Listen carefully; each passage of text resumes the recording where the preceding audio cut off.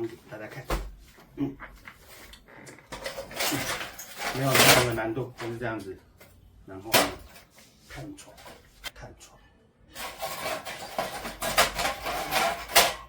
放上去之后呢，就是这样。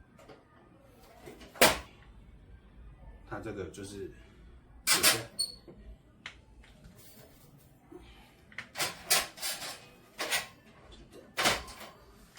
铁架有什么用处呢？就是可以在上面放水，可以放锅子、水壶之类的。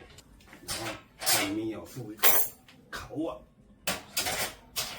刚好一半。然后收有没有什么难度？就是就这样，就收起来。然后这些东西就收到里面。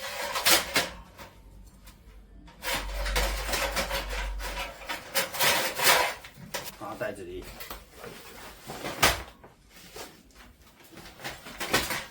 我通常呢会把防火布收一收，也放到它里面去。